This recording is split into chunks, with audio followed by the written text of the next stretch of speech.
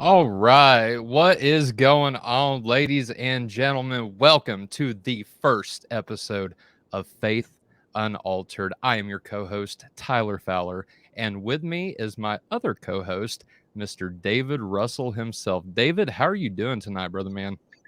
Man, buddy, I am tired. What a week. I did 4 13-hour shifts back to back, and I Brutal. thought I was gonna get off today at a decent time, but we had a lot of people going to qualify at the range, and they needed the help. So Gotcha. yeah, but hey, when you do this type of work and you're doing ministry and you're called to it, you make these type of concessions, and you get hmm in to your car, you turn on your mic, you turn on everything, and you make sure that information gets out for people to hear. So That's right. that's what I'm honored to do, and that's what I love doing, and that's what I know pleases God. So At all times, be ready to give an answer. And so tonight, right. we hopefully have a lot of answers for you all on this first episode. We have with us Dr. Paul Anderson. Dr. Anderson is a professor of biblical and Quaker studies at George Fox University in Newberg, Oregon. In addition to teaching at George Fox,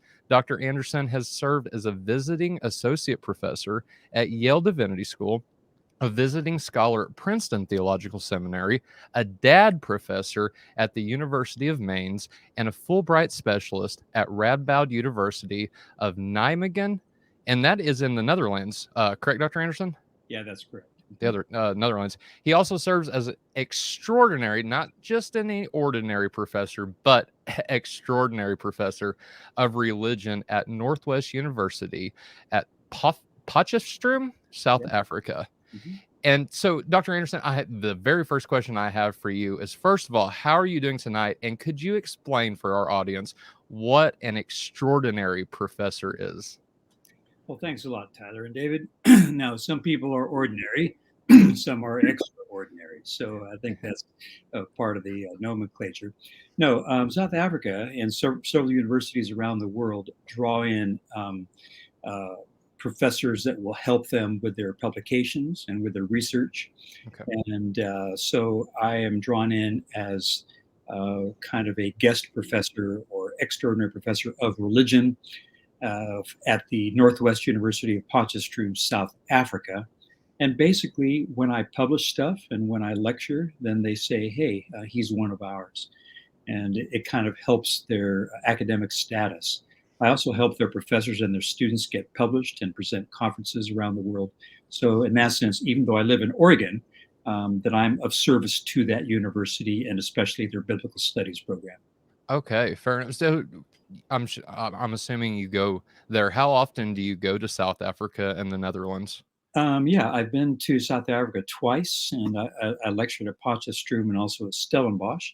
Okay. And I was a Fulbright visiting professor at Nijmegen in Netherlands, at the University of Mainz in Germany. That's a Deutsche Akademische, like a German visiting professor at Okay. University of Mainz. So yeah, I've done some things. Did my PhD in Scotland at Glasgow. So have done some international work with biblical studies as well. That's amazing. I've always wanted to travel the world. Scotland, Germany, you've hit two of my favorite places I've always wanted to go. So I've been to Mexico. My wife and I, for a honeymoon, we went on a cruise to Costa Maya and Cozumel. And that's as furthest I've been out of the United States, though. So I'm a little bit jealous, but that's amazing. Congratulations on that. David, is there anything you want to add before we jump in?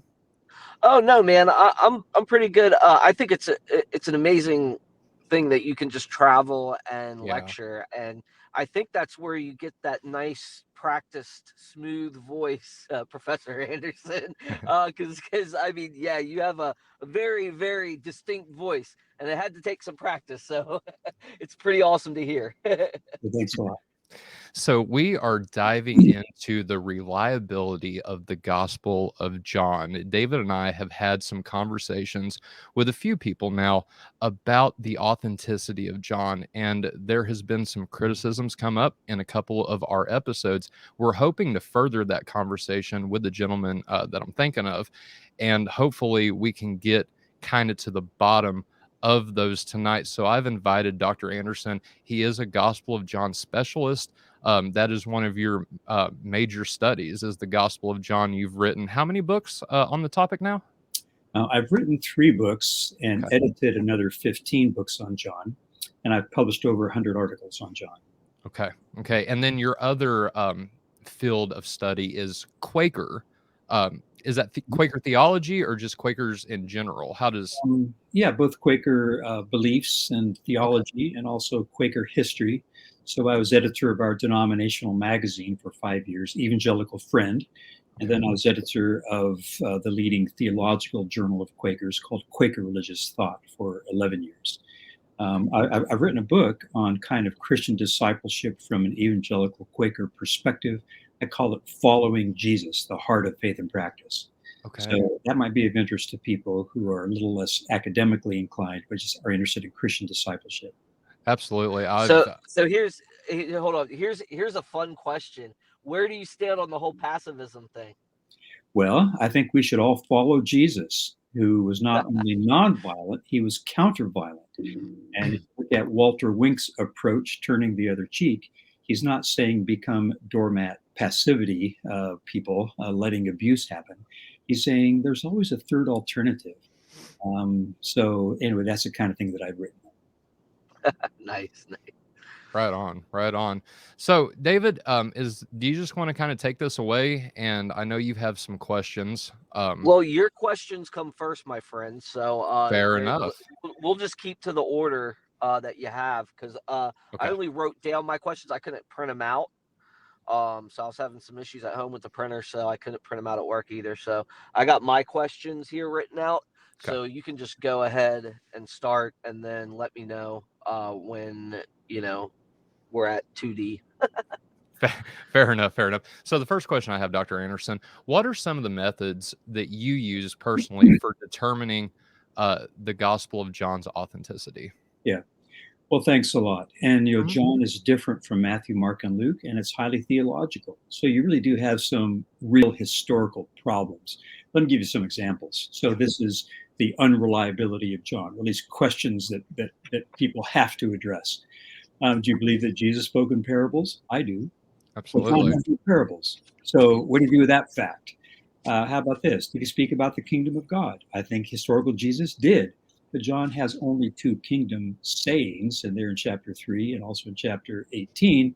But instead of illustrative, they're kind of pushing back. The kind of kingdom of God is this. It's not that. It's truth. It's not power to Pilate. Jesus talking parables about the kingdom. Well, John doesn't have that. Here's a converse way to think about it. The I am sayings of John, of Jesus and John, are some of the greatest sayings of Jesus in the New Testament.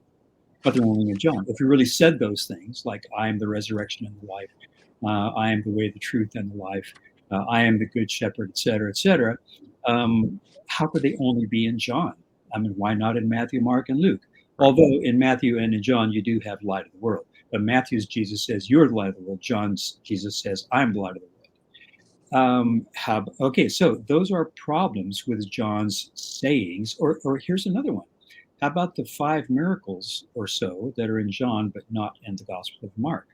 How about the raising of Lazarus? Has Jesus really raised Lazarus from the dead, his greatest miracle in the New Testament? How could it only be in one gospel? If Mark would have known about it, he would have included it. And likewise, Matthew and Luke, who are using Mark.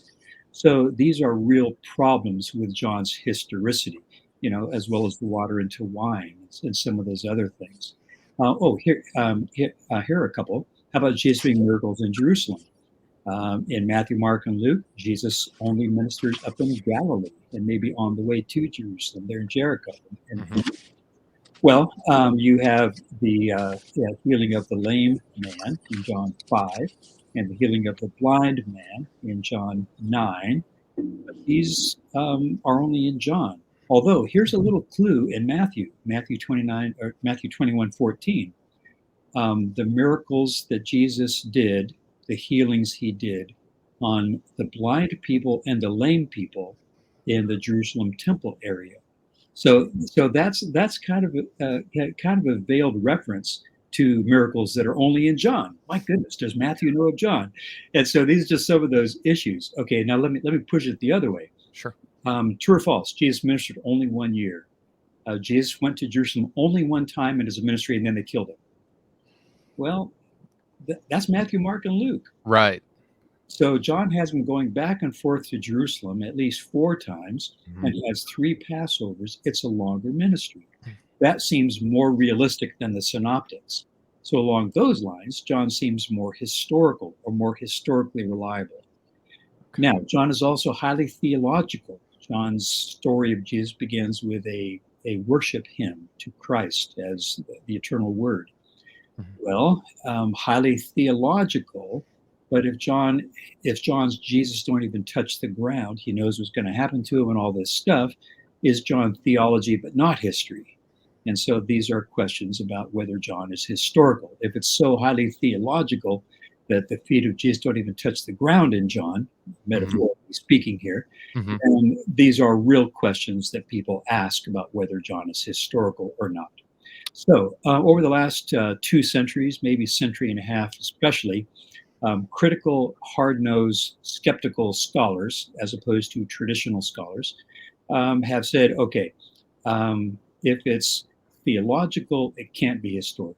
That's David Strauss in 1865. Okay.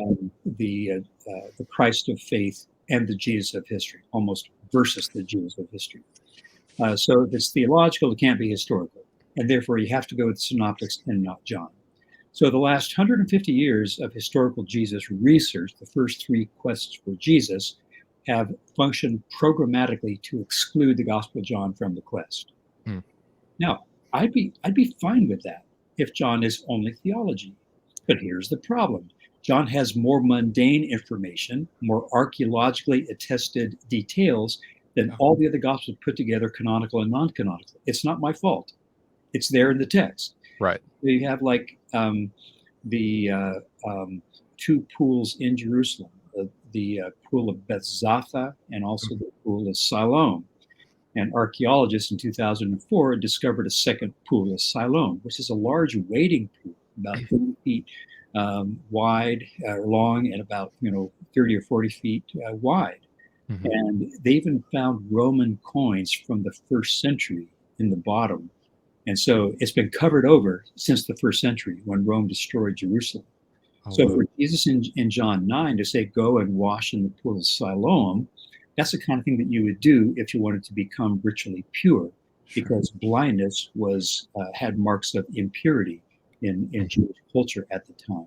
So that's the kind of realistic thing that Jesus really would have done.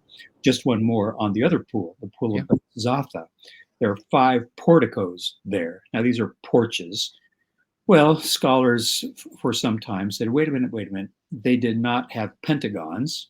They had rectangles. Okay. But they found that in the pool by St. Anne's Church there in Jerusalem, that there were actually 2 pools. And so you have 4 porches around the perimeter, but then you have 1 set of porches or in between. So you do have 2 pools. And James Charlesworth of Princeton even pointed out that the 2 pools in Jerusalem are mentioned in Qumran. So there's a whole lot of archaeological evidence that forces the objective scholar to look at John's presentation of Jesus as having more archaeologically attested details than all the other Gospels put together.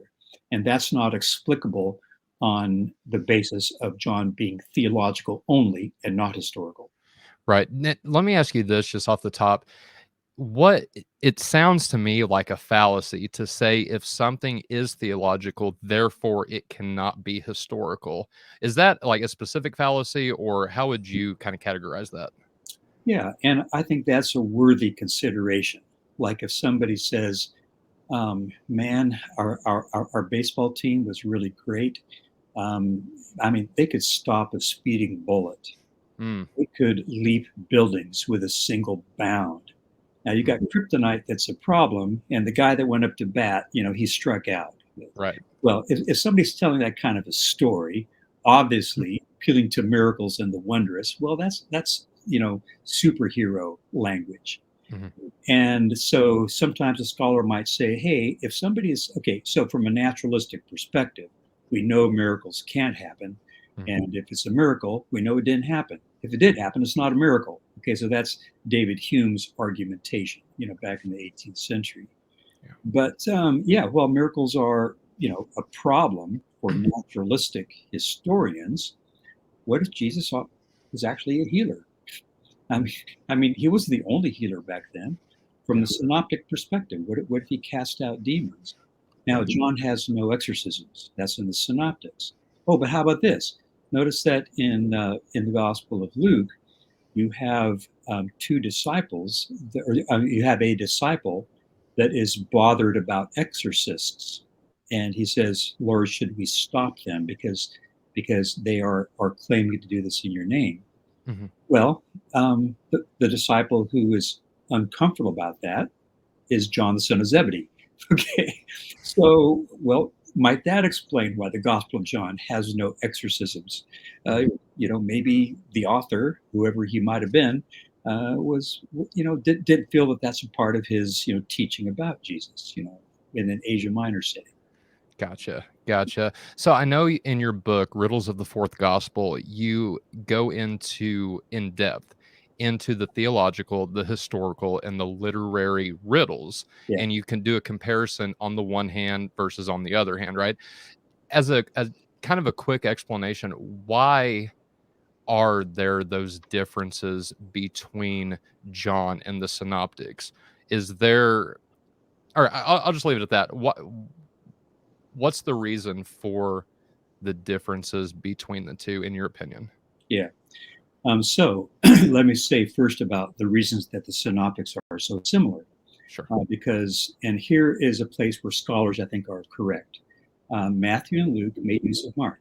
90% of Mark is in Matthew, a lot of it word for word. 60% is in Luke.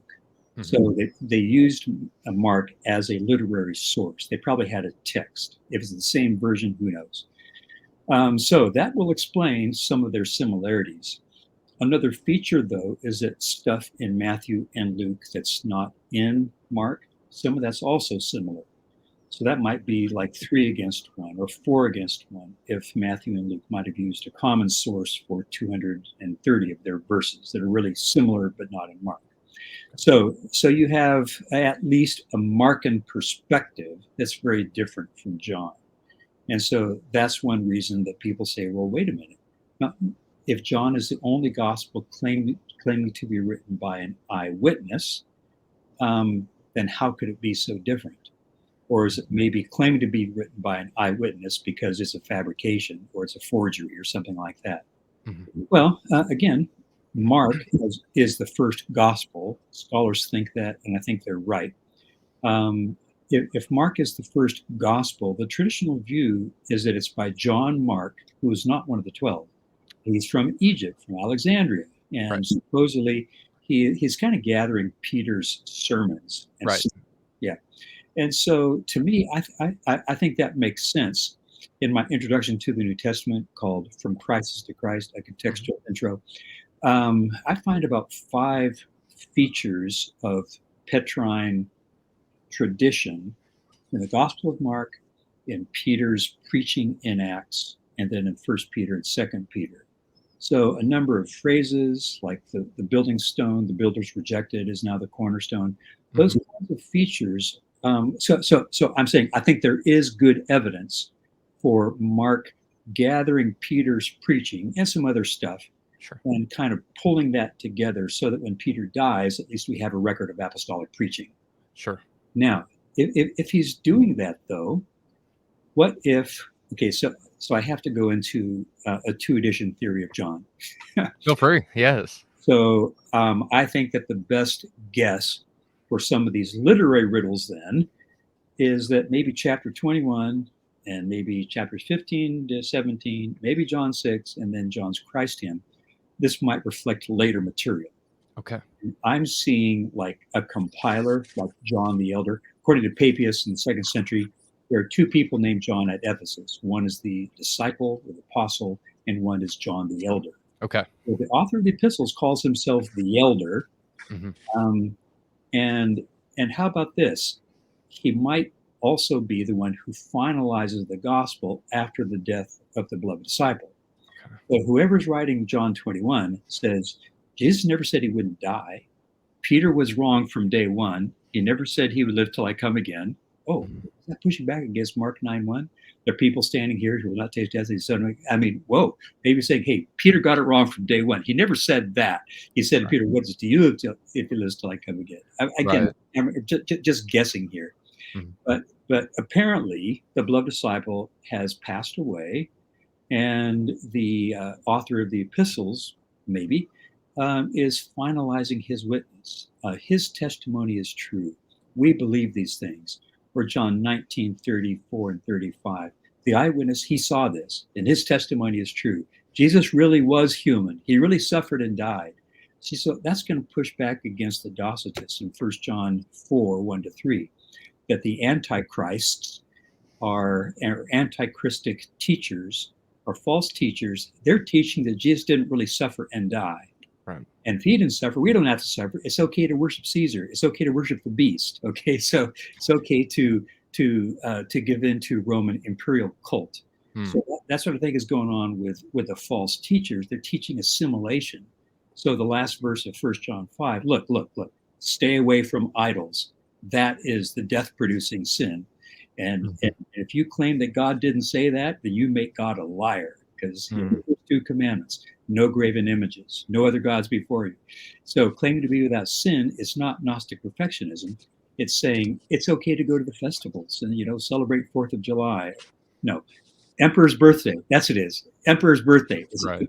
I'm sure 4th of July is fine. So that you have then the elder after the death of the beloved disciple, maybe around 98 or so around 100 AD. Then he finalizes it, and he adds the Christ hymn. Okay, so the beginning of John didn't begin with the eternal word. That's a confession, a community confession of believing in Christ that was added to the final edition. That's what people are confessing and believing in Jesus as the Christ. So Tyler, that's a mistake that scholars make. If they see John 1:1-5, well, that's the first stroke of the evangelist's quill.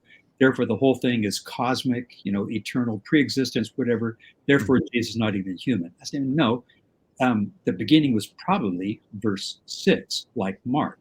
So starting with John the Baptist. John the Baptist, yeah. So, by the way, you're familiar with Mark. Okay, so maybe John has heard Mark performed in a meeting for worship. People are saying, hey, that's pretty good, but you need to write your own story. So get this.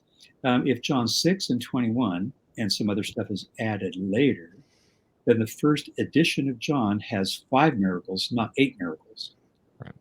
So, and these are the 5 miracles that aren't in Mark. So here's number 1 and number 2 before Mark 1. Thank you very much. And here are 3, 4, and 5, and they're down in the south in Bethany and Jerusalem. So the first edition of John, I'm arguing, is different from Mark because it is an augmentation of Mark. Okay. And maybe also pushing back a little bit. So maybe it's saying the temple cleansing was early, not late. Or like, he did this along with John the Baptist. Jesus was as provocative as John was, and look how people turned against him. Right.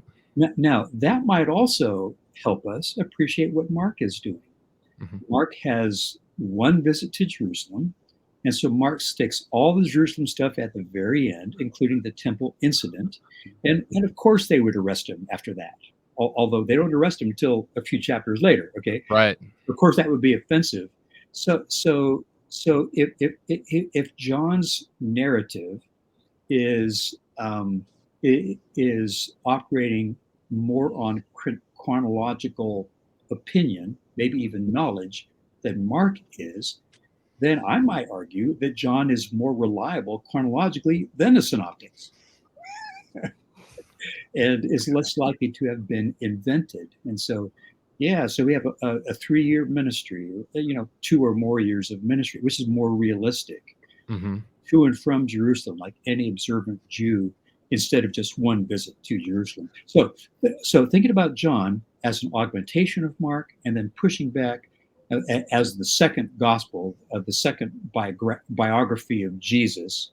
Mm. Although it's not finalized yet, it's still a local document. Later stuff gets added. Sure. So that being the case, maybe he has a bit of pushback.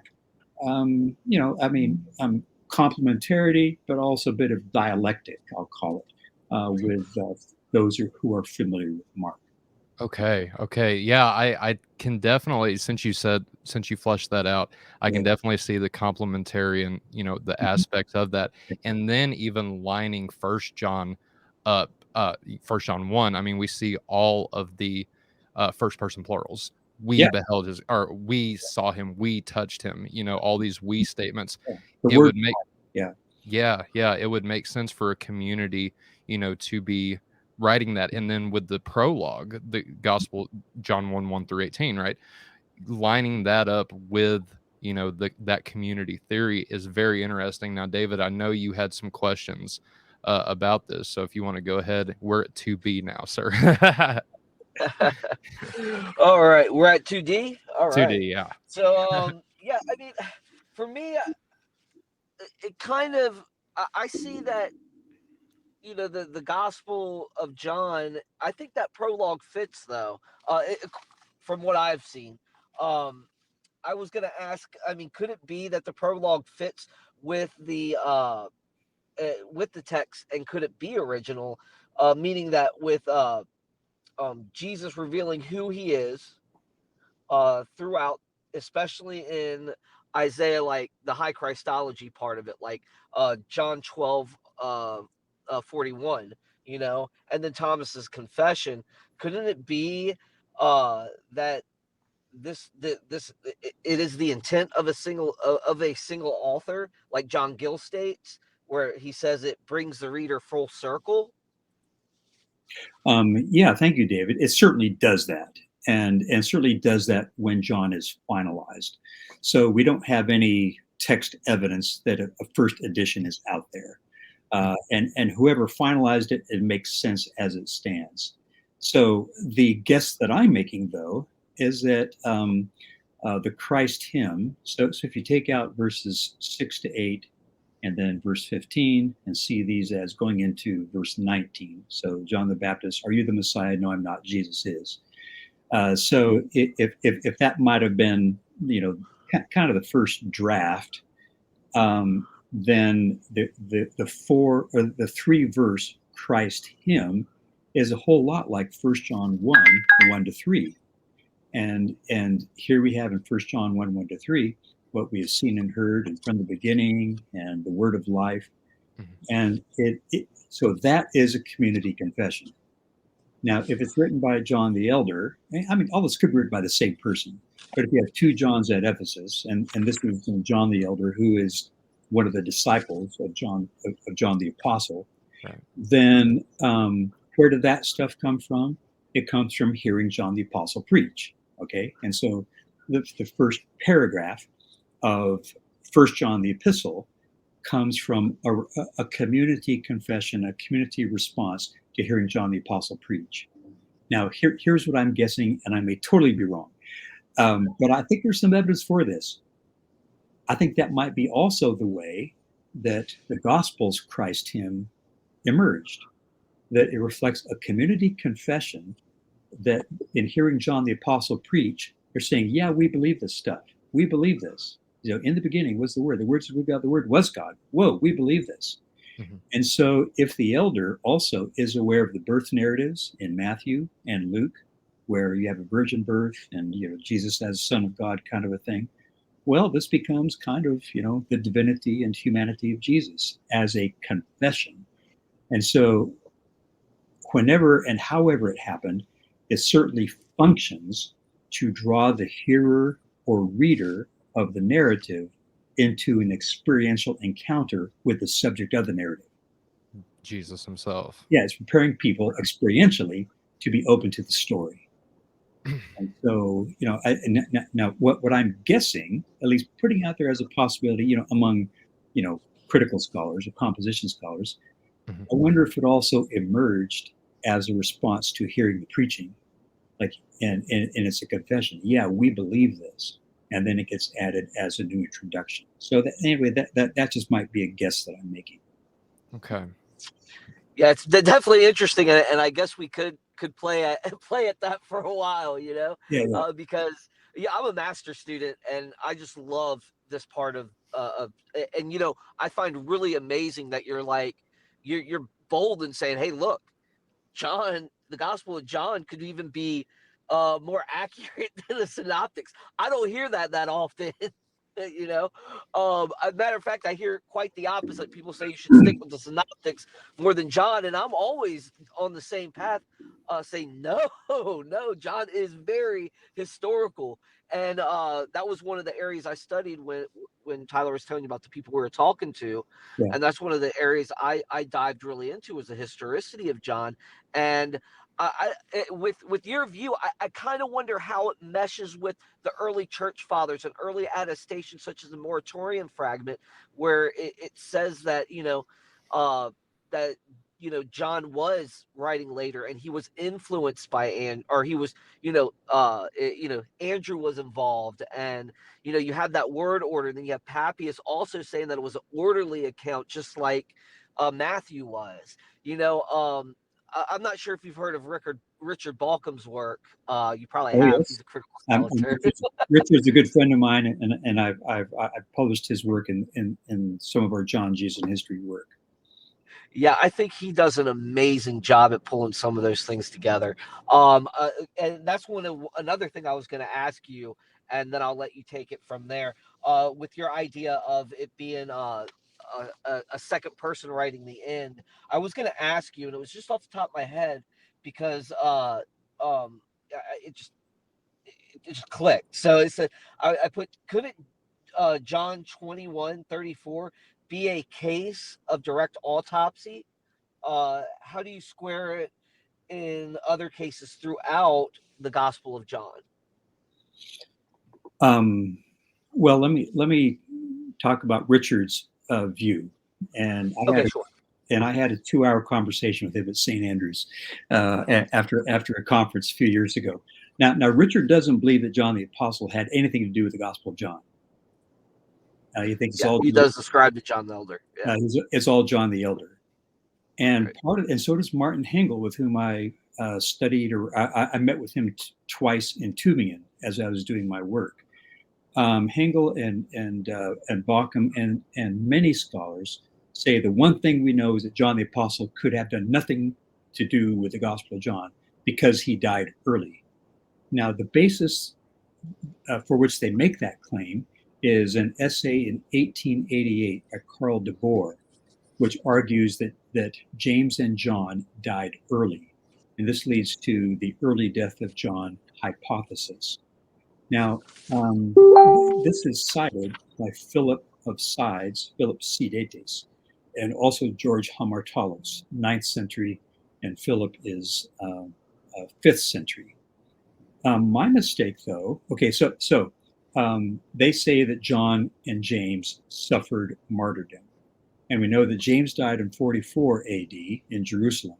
Therefore, if John and James died at the same time, 44 AD, there's no way that John could have written the gospel that bears his name. So we need to get over that. And that leads to theories, maybe Lazarus was the beloved disciple. Jesus loved Lazarus. Oh, now wait a minute. Jesus loved Mary and Martha too. Oh, maybe 2-1. Maybe it's a woman. Okay. Or James, it gets far afield. Yeah, I know what you're saying. James Charles say, well, maybe it's Thomas. Or Raymond Brown even said, well, maybe it's an eyewitness who wasn't one of the 12, like maybe John the Elder. Yeah. My mistake is that I actually looked up what Philip and George wrote. And they don't say that. They don't say they died at the same time. They say John and James suffered martyrdom. Now, that's simply based on Mark 10:38-39. Are you willing to drink my cup and be baptized in my baptism? We are, then you shall be. Now, you also have Assyrian martyrology, which in the 4th century suggests that James and John, the death of their martyrology is celebrated on the same Sunday. And so that might have, been a part of the association. But when I actually read Philip's work and George's work, They don't say that John died early. They don't say they died at the same time. And they both claim that John the Apostle died after Domitian, after 96 AD. They both claim, and that he died in Ephesus.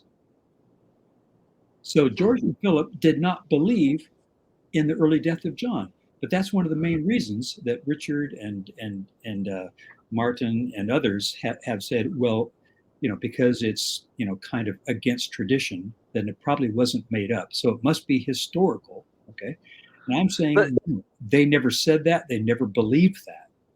So yeah, I wonder why there's such a gap though with our modern scholarship, with the scholarship of the past. I mean, we have a rich tradition of even Ignatius calling Jesus the Word, and Papias telling us that John wrote his own gospel, and all this stuff from even the Moratorium fragment in chapter 4. I mean, we have a rich tradition. Why do we seem to try to abandon that?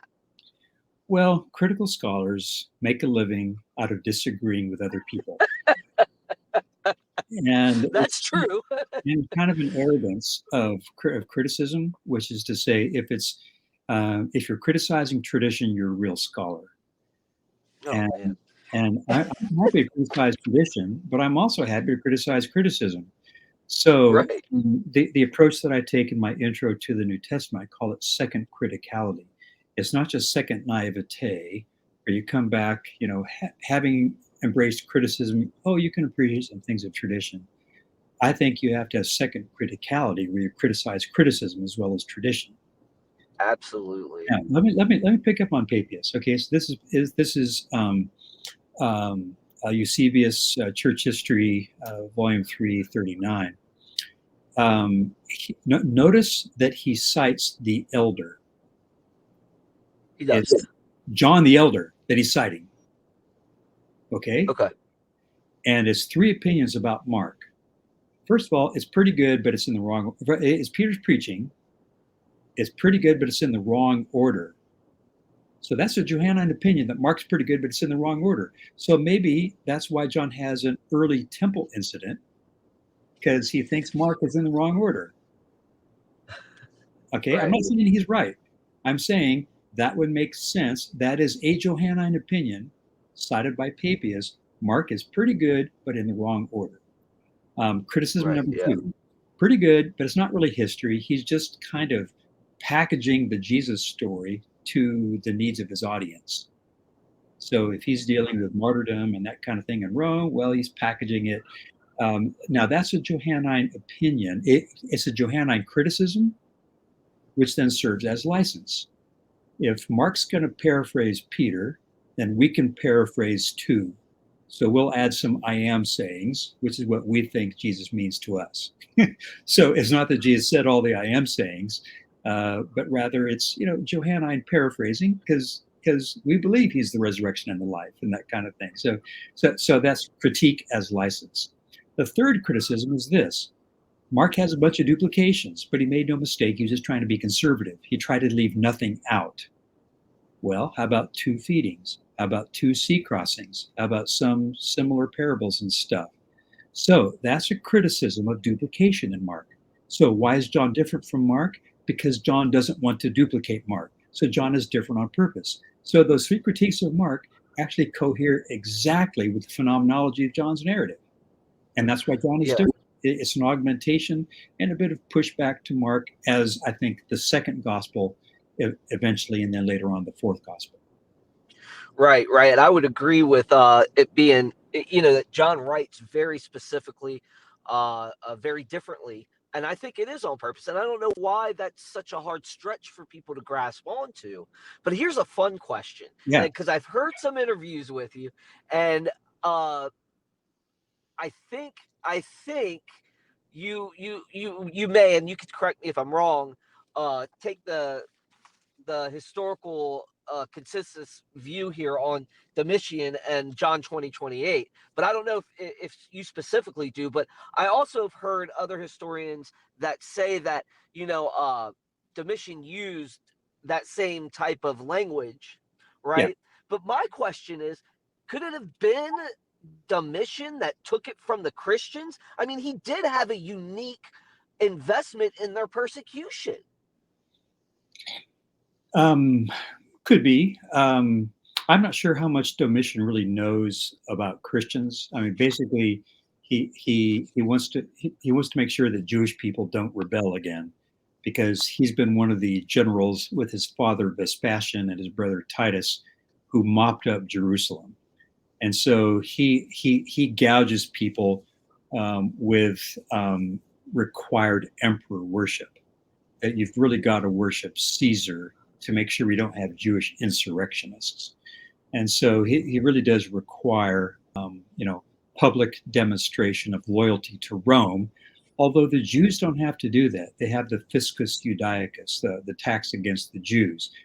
Now his father Vespasian developed that in 70 AD, so that Jews don't have to worship Caesar. Fine, you're your own monotheists, whatever, but you do have to pay 2 drachmas to the temple of Jupiter in Rome. Okay, and get this: 2 drachmas is the temple tax that Jewish people in the diaspora would have to pay to Jerusalem. So after destroying the temple in Jerusalem, then the fiscus Judaicus functioned to require all Jewish people to now worship Jupiter with a tithe tax. And so what Domitian does is to add to that, yes, and we want to hear you say Caesar is Lord as well. And so that's the kind of thing that goes on, for a couple of centuries almost. Let me just pick up on that a little bit. So you also have the correspondence between Pliny and Trajan. This would be around 110 or maybe 112 AD. So it's about 20 years after the writings of John are put together. Anyway, Pliny, who's the governor of northern Turkey, Bithynia, he writes to Emperor Trajan and he says, should I keep killing Christians? Should I put these 2 women to death? I've already tortured them, and they will not reverence your idol, and they won't deny Christ. I've warned them of capital punishment unless they live into our requirement.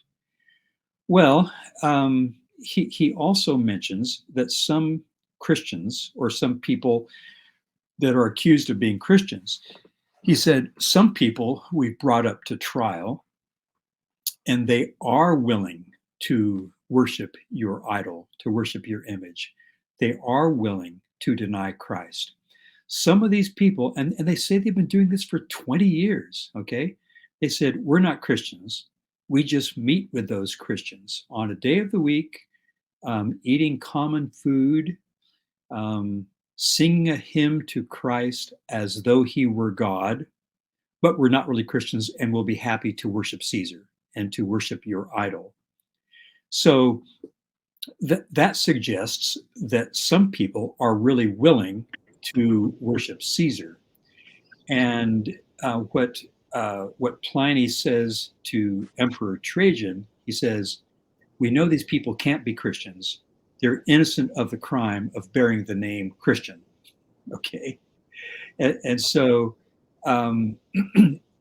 you've got people who are denying Christ in the face of Domitian's reign, and also later on during Trajan's reign.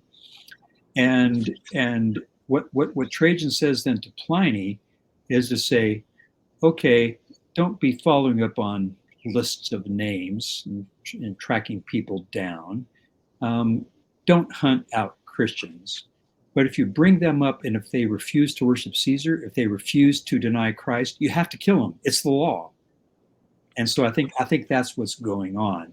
And so at the very least, David, to present Thomas as saying something Lord and God, that's the kind of claim that Domitian is requiring even of his lieutenants, even before he becomes emperor. To me, that suggests a confession that is anti-imperial at the very least. Oh, wow. Yeah, I mean, there's just so much history you could spend a lifetime on, as you can attest.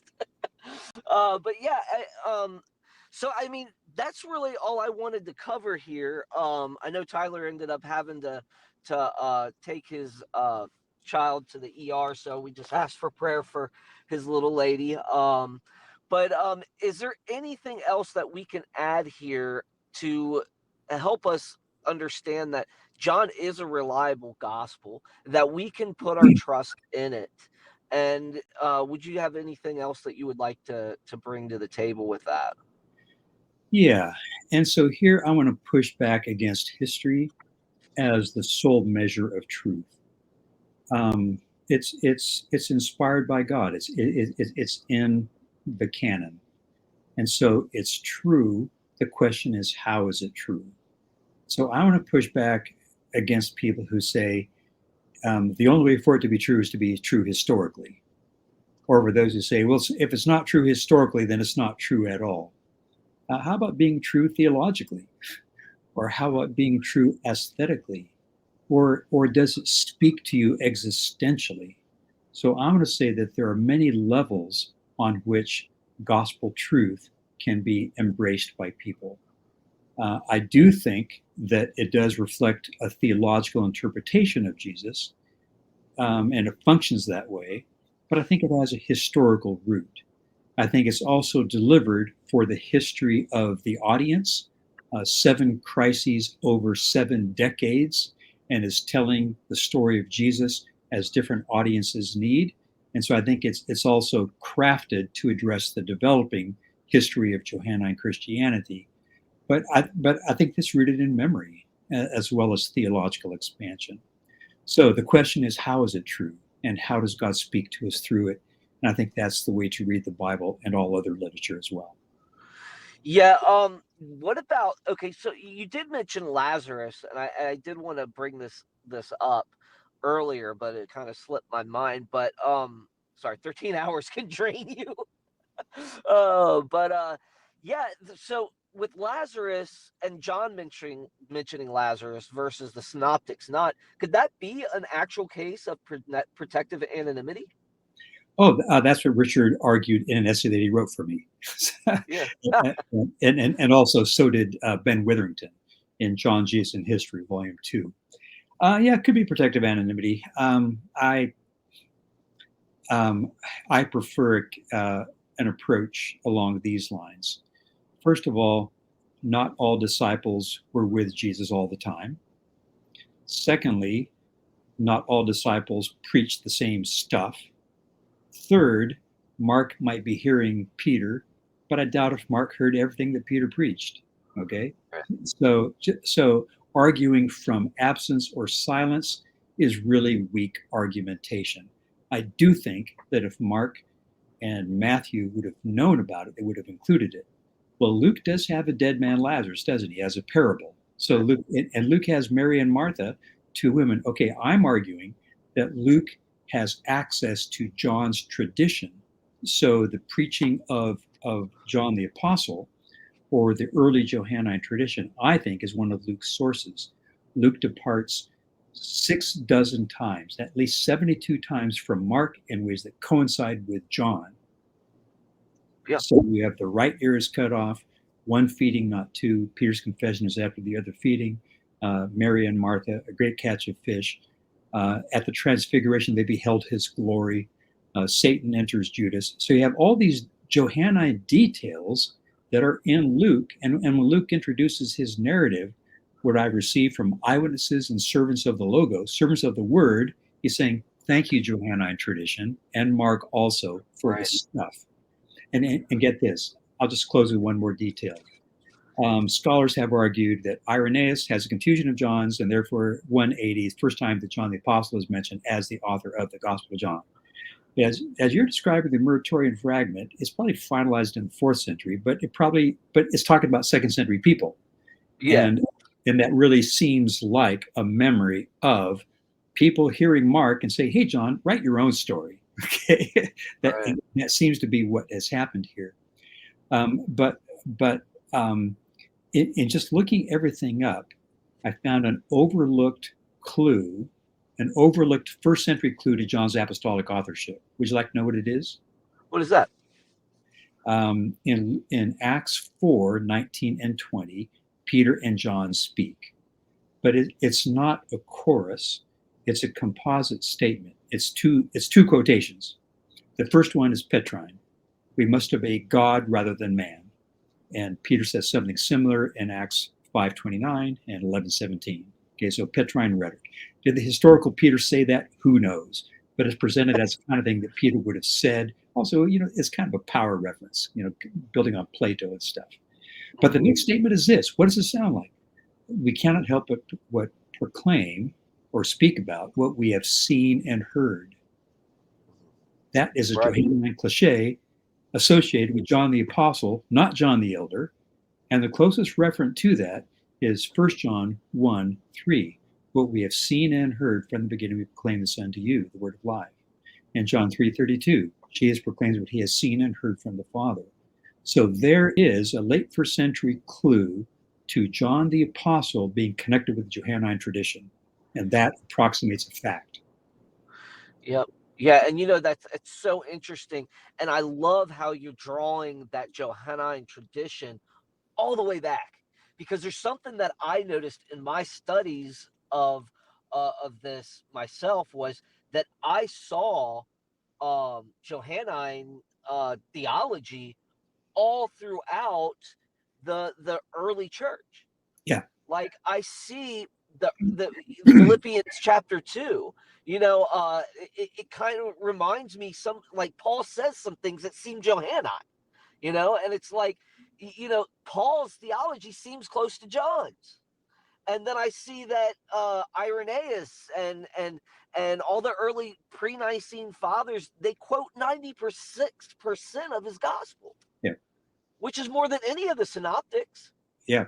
And it was like a light bulb. It's like, this Johannine tradition, John was an evangelist and his theology was wide and it was spread, and people, and it makes sense because we know more about his early disciples than we do almost anybody else.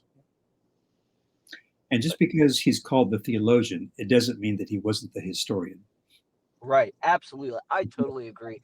And I think, I can't wait to read your material, because this is just such a fascinating. John has always been like my go-to, my favorite. So it's just a fascinating story and fascinating gospels. I really appreciate you coming on today with us. Yeah, you bet. Just one little advertisement. Absolutely. I've just edited a huge collection on archaeology in John. And I have literally drawn together the leading archaeologists in the world to write essays on archaeology in John. That's coming out next year at Erdman's. And then my book, as a companion volume, will be Jesus in Johannine Perspective, A Fourth Quest for Jesus. So I'm challenging 150 years of critical scholarship. The first three quests for Jesus have programmatically excluded John. I think we need a fourth quest, which includes everything, including the Gospel of John. Awesome. And can you just give us, do you have a website that people can reach you at, or anywhere that people can look into your material and where they can find it? Yeah. Just look at my academia page and just Google me.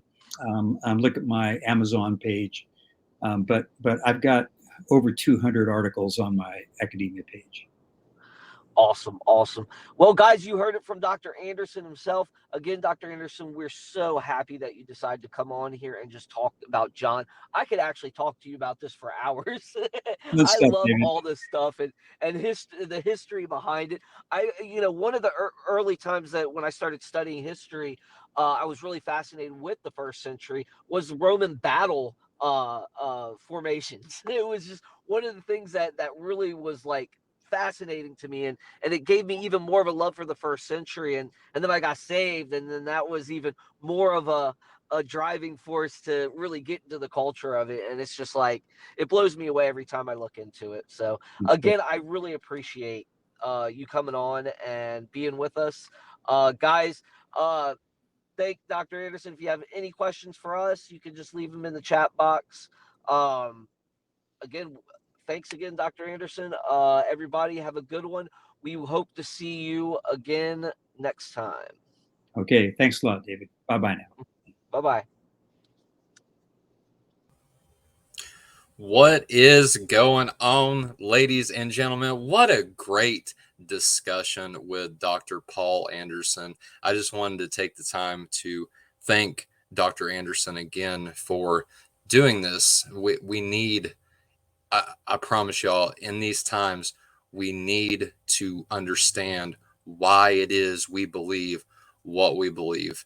And whenever we have a scholar on to talk the reliability of any of the New Testament books or even the Old Testament books, it just personally brings my confidence up more in the Bible and in God's Word. And so, again, a huge thanks for Dr. Anderson. I know David hit it in the video. The reason I didn't hang around, my little girl, she got super sick really quick. And so we ended up having to take her to the ER. But she's doing much better now. And so a big thanks to David for taking over for me in that situation. I really appreciate that, brother. But y'all stay tuned. We've got one more debate coming up for you on our Faith Unaltered launch week. And it's, oh man, I'm so excited to have Dr. Jonathan McLatchie and PhD candidate Michael Granado to debate whether or not Christianity is true. So 7:30 p.m. Eastern time, that starts. And that's what's up next on our Faith Unaltered launch weekend event. So thank you all for checking this out, and check out the debate next. We'll see you soon. Bye.